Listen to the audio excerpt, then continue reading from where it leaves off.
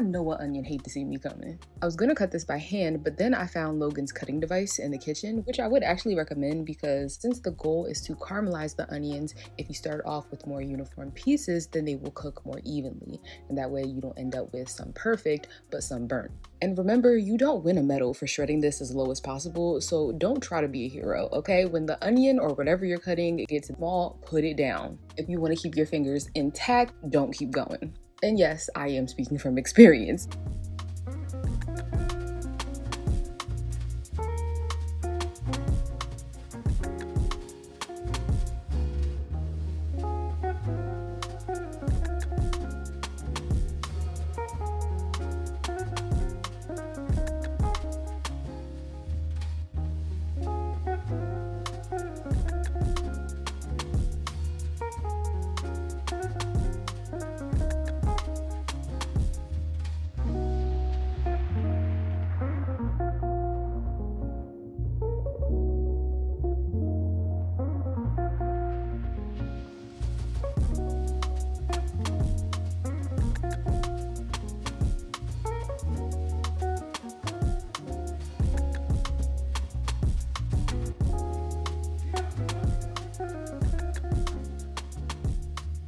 Since protein is apparently the best way to start the day, I am meal prepping some breakfast burritos. The main ingredient is tofu scramble, of which you can add whatever you want. I'm just using bell pepper. Like the onions, they just add a nice sweetness and a bit of a contrast. And for color and taste, I add turmeric, garlic, of course, salt and pepper, and even smoked paprika. Yes, I am seasoning my bell peppers with bell peppers. And to build, I'm using the grain-free burrito-sized tortillas from Siete. You can find these in the frozen aisle. I'm trying this pepper jack style cheese, and it's not solid. It's a spreadable consistency, so I don't know why I'm grating it. I guess that's just the distribution that I wanted.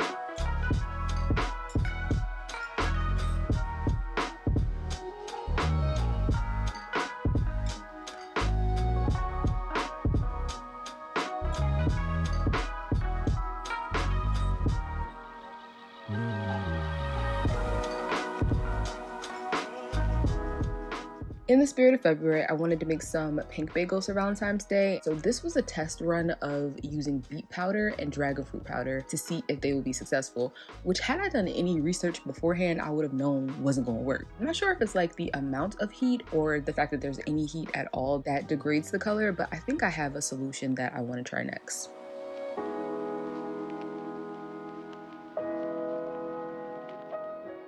I'm not sure if this was my first meal of the day, but I do remember being really hungry. So whatever I was about to make, it needed to be quick. So one of my go-tos is a deconstructed rice ball. Because when I buy them, my only option is ever avocado, I like to add tempeh. And right about here is when I remembered that I actually have a rice ball maker, which I got at World Market. Yeah, I might have seen that on my Instagram stories. So I attempted to use that, but I don't know why I thought that that would work because this is not sushi rice. It's not sticky enough to actually hold this shape. Therefore, I went back to my original plan and made the bowl. And if I don't have furikake seasoning, I'll either crumble seaweed snacks on top or just dip them directly into the container to pick them up. One of my favorite lazy meals because all I have to do is dump everything in the bowl, mix it up, minimal effort.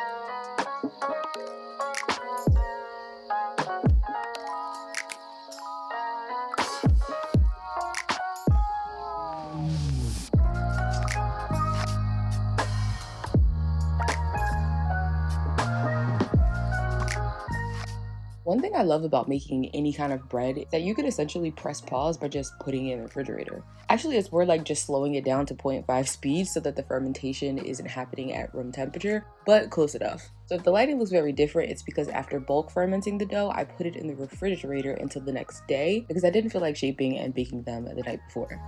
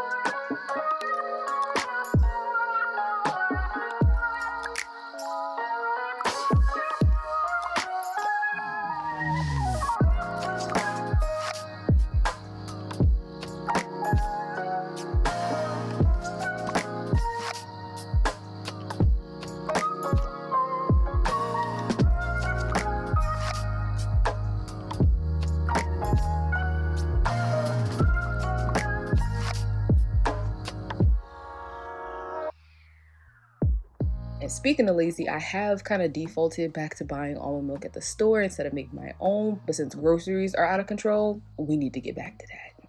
So I already soaked the nuts overnight, which as you can see makes them not only nice and plump, but it also reduces the phytic acid that keeps your nuts and seeds dormant until they're ready to sprout into an actual plant.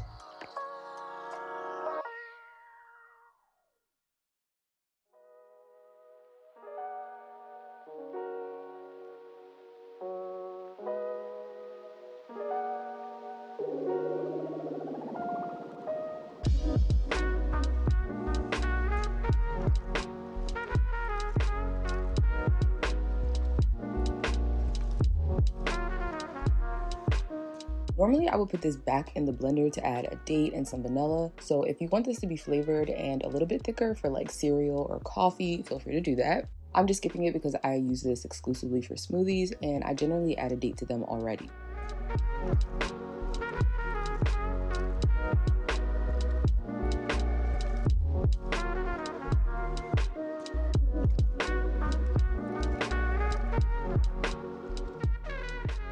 Now, I was asked about the website because they wanted to sign up for the newsletter, but for some reason, the site is not linking to abetweene.com. So I apologize for the delay, but a quick thank you anyway to Squarespace, which I used to create it. The site has gone through a few iterations over the years. I think I've been using Squarespace for like at least 4 years now, and this is the only hiccup I've ever had. But also, they have a lot more to offer, like marketing campaigns, i.e. the newsletter that I'm launching. And of course, you can manage a store for not only tangible products, but also digital ones. If you're a consultant, you can have clients not only schedule appointments online, you can even manage projects on the platform from start to finish, like having them fill out an intake form with supporting documents and or photos, accepting deposits, send proposals and contracts, and you can check all of those tasks off as they're completed. And as I'm sure you know already, I use their bio site on my other platforms to link viewers to the things that I share on the regular. So if you haven't already signed up, just head to squarespace.com/abetweene or use my code abetweene.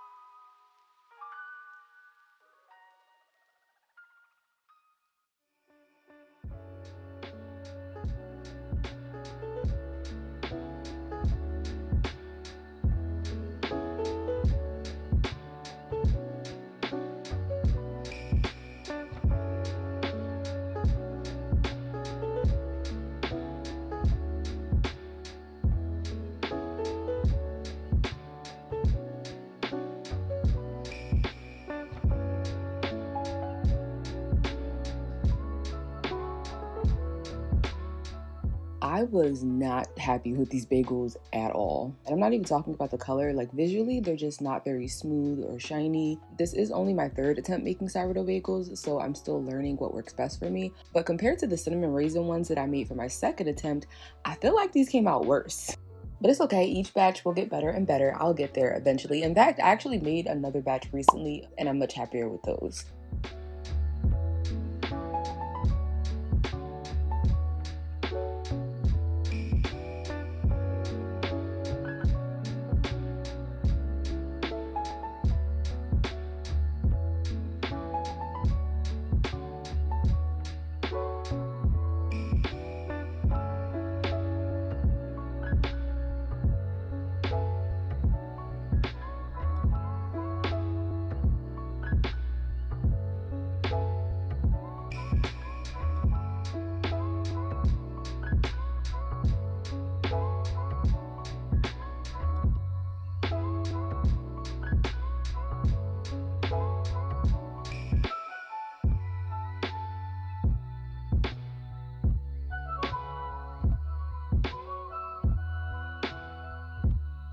If after mixing your dough, you can't stay in the house to stretch and fold it every 30 minutes, technically, you don't have to. It can be as complicated as you want or just as easy. Like if you only want to do one stretch and fold and then a single coil fold 6 hours later, like I'm doing for this focaccia, that's fine. This bowl isn't ceramic, it's plastic, so it has like zero weight and is therefore not heavy enough for me not to pull it off the table. So the only reason why I am switching to glass is for that reason, but also because having a wide mouth bowl or a tray is actually easier when doing coil folds, so do recommend.